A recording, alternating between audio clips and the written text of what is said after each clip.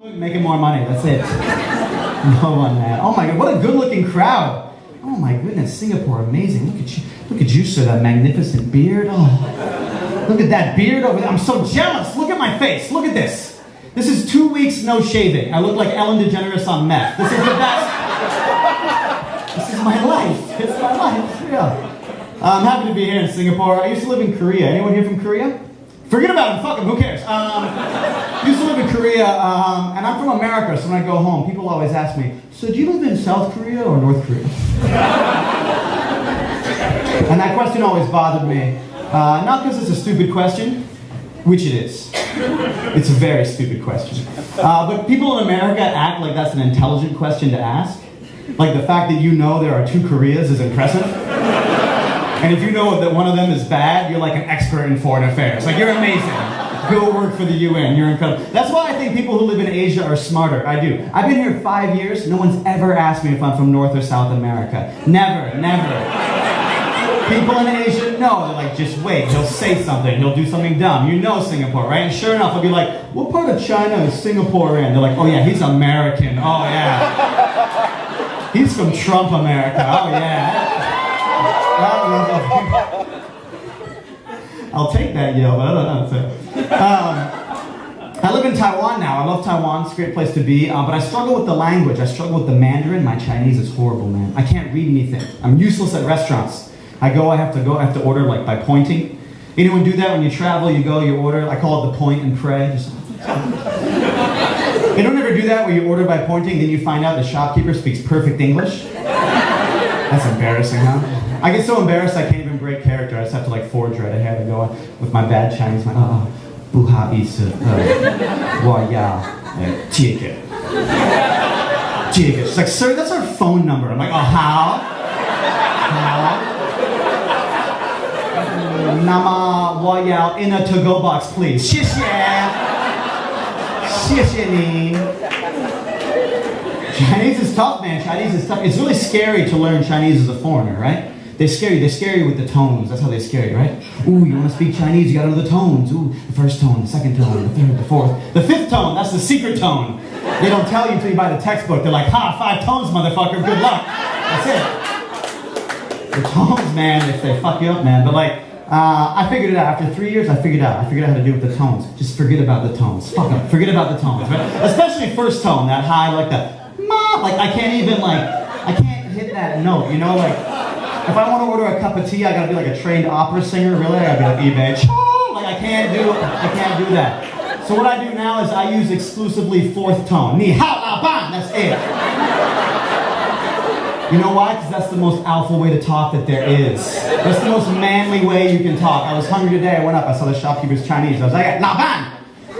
Ge wa satay!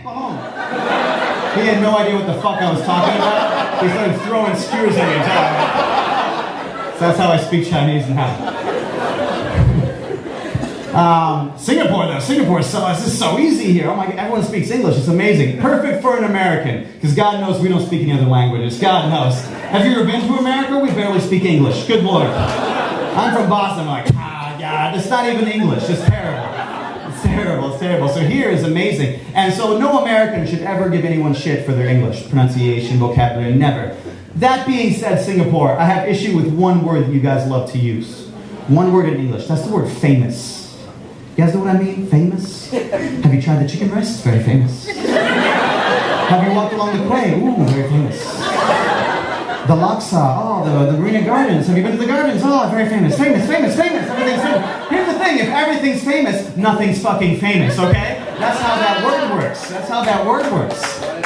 Last time I was in Singapore, I was with my girlfriend, and I snapped. I reached my breaking point. We were walking in Little India, and there was a little Indian restaurant. Just a normal Indian restaurant, curries, samosas, right?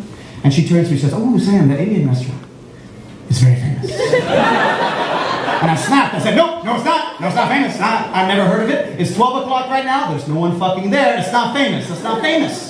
I was yelling. It was ugly. I had to get it out. I shouldn't have done it, but later I had to eat those words. Because my girlfriend came to visit me in the US. And I'm from Vermont, so she came to visit me. She came to Vermont and said, oh baby, I gotta go to Ben & Jerry's. Gotta go to Ben & Jerry's to get that ice cream. Baby, we're going to Ben & Jerry's. She said, why? I said, because Ben & Jerry's is very, fuck. It's like a very well-known.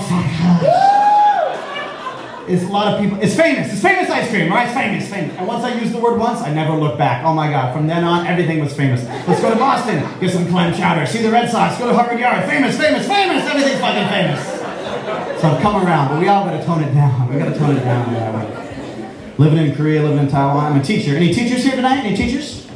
Congratulations, you all have real jobs. That's impressive. Good job. Good for you. Good for you. You should congratulate yourself. You, sir. What do you do? What's your job? Yeah, you. Yeah. Oh yeah, I'm going to be a teacher. You're going to be a teacher. So you're studying to be a teacher. Holy shit! So you've already failed all your math classes. Basically, that's what happened, right? That's what happened to me. I was like, I'm going to be an engineer. They're like, here's calculus. I'm going to be a teacher. All right. I'm going to teach English in an Asian country, preferably with no criminal background check, because I've been up to some shit. Keep it going, man. Keep it going. What are you going to teach, man? English. Oh, holy shit. Well, welcome to your future, sir, right? You're staring right at it. You're staring right at it. Like I said, most of the time, people aren't fucking here. It's mahjong time most of the time, all right, man? It's not like this. I'm a teacher. A lot of people get down on Asia for their education system. You notice that? People get really down. Oh, there's so much homework. These kids, they're in school all day. They're working so hard. Oh, right? I'm in the minority. I love the education system here. I love it because it's honest, you know? It's brutally honest. Fail a test? Fuck you, study hard. I knew a teacher, she told her students, hey, if you guys don't work harder, you're going to end up working at McDonald's. She was teaching a kindergarten class at the time, okay? This shit is real, man. It starts early. I wish someone had been honest with me when I was fucking around, when I was little, but they don't do that where I'm from. I'm from the U.S. What do they do in the U.S.? They tell you that you're special. Oh, you're special, you're all special. Until you finish school, then you're not fucking special. That's what happens. They get you early, right? You're not good at certain subjects. It's okay, snowflake. You're not a math kid.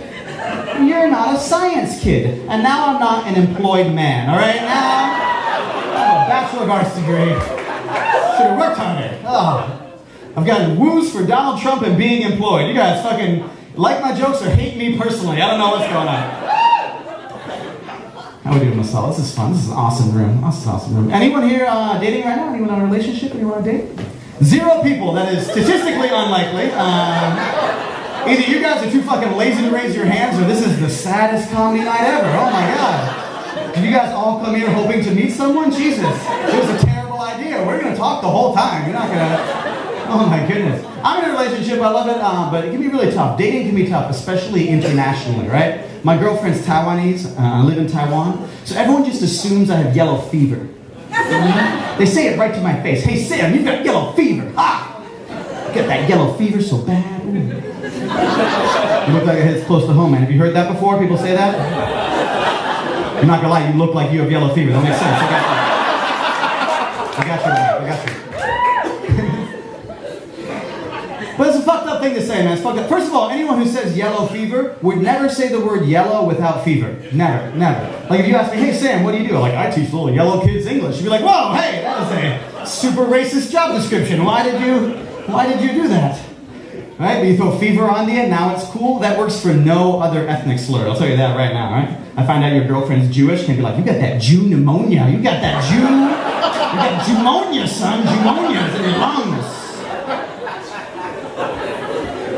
Another reason it's fucked up is like, all right, my life, where I live, where I like to travel, there's a decent chance I might get the real yellow fever. And no one's gonna give a shit. No one's gonna care. I could be in the hospital with an IV in my arm. My friends would be like, yo, what happened to Sam? Ah, he got yellow fever. Haha, that guy loves Asian chicks. And no one's like, there's no insurance for that shit, you know? It's not happening. Relationships are tough. And communication, right? Communicating is one of the hardest things. My girlfriend, she said this to me the other day. Guys, you ever heard this? My girl said this. She said, Sam, if you can't handle me at my worst, you don't deserve my best. Some of you have heard this before, huh? If you can't handle my worst, you don't deserve my best. Which if you think about it, what that really means is, if you want me to be nice, you're gonna put up with some shit. It's gonna get a little bit crazy. It's gonna get bad, right? Like, girls just love that word deserve. Why do you love that word deserve with your girlfriends? He doesn't deserve you. You're beautiful. He doesn't deserve you. He doesn't. You don't deserve me. You think you deserve me. You don't deserve me. Girls get sexy with it. You don't deserve this. You don't deserve no. Which is fine. But if I ever do get laid, they never tell me I deserve it, all right? They never once.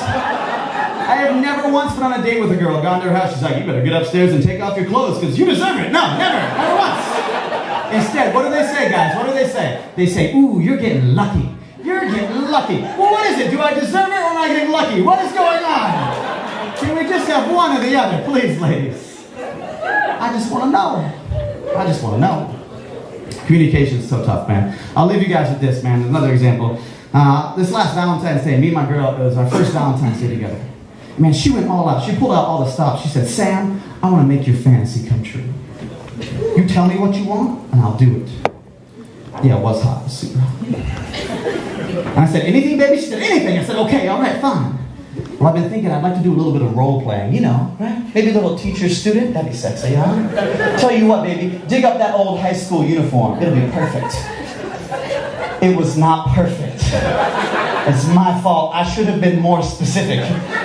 Because I was thinking like Catholic schoolgirl, you know, the skirt and the high socks, whatever. She dressed like a real Asian schoolgirl, okay? She was wearing a blue t-shirt and dirty sweatpants, you know, some high heels. She had noodles spilled all on the front of her shirt. To her credit, she went all in with the role playing. She acted exactly like an Asian schoolgirl. She stumbled into my room, staring at her cell phone, looked at me, threw down her book bag, said, too much homework, then fell asleep for 3 hours. I've been Sam Young. Thank you guys very much.